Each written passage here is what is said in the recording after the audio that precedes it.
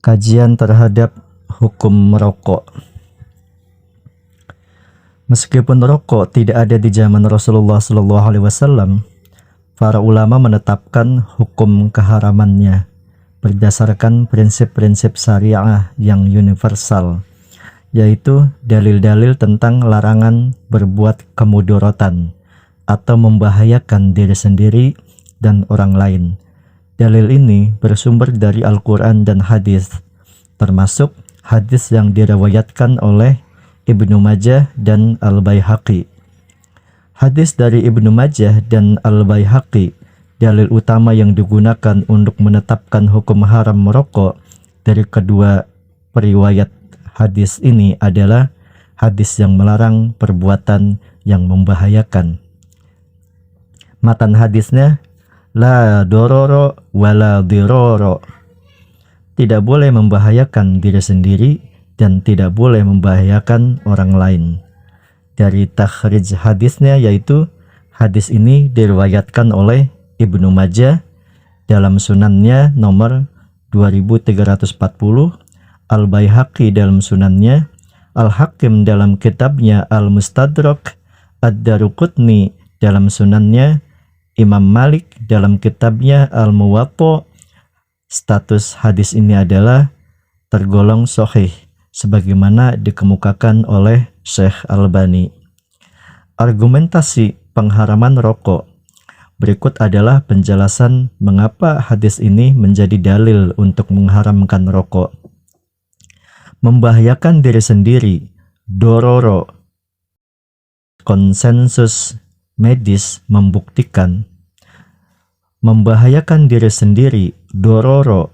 Konsensus medis membuktikan bahwa merokok sangat berbahaya bagi kesehatan.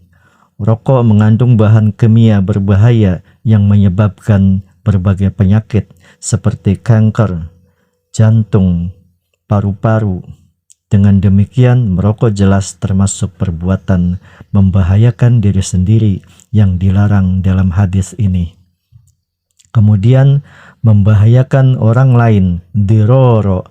Asap rokok yang dihembuskan perokok fasik, orang yang di sekitarnya juga mengandung zat berbahaya. Hal ini dapat menyebabkan penyakit pada orang lain yang tidak merokok, terutama anak-anak, ibu hamil, dan orang yang sensitif. Fatwa MUI juga menegaskan haramnya merokok di tempat umum karena dianggap mengganggu dan membahayakan orang lain. Dalil penguat lainnya, selain hadis di atas, ulama juga menggunakan dalil lain, baik dari hadis maupun Al-Quran, untuk menguatkan fatwa haramnya merokok. Firman Allah Subhanahu wa Ta'ala dalam Al-Quran, dalam surat Al-Baqarah ayat 195, dan janganlah kamu menjatuhkan dirimu sendiri ke dalam kebinasaan. Kemudian Quran surat Al-A'raf ayat 157, dan dia Muhammad menghalalkan untuk umatnya hal-hal yang baik dan dia mengharamkan untuknya hal-hal yang buruk. Rokok dianggap sebagai sesuatu yang buruk, khobais. Fatwa MUI, Majelis Ulama Indonesia, telah mengeluarkan fatwa yang mengharamkan merokok di tempat umum, di dekat anak-anak dan wanita hamil, serta bagi perokok itu sendiri berdasarkan prinsip la dororo wala diror. Wallahu a'lam.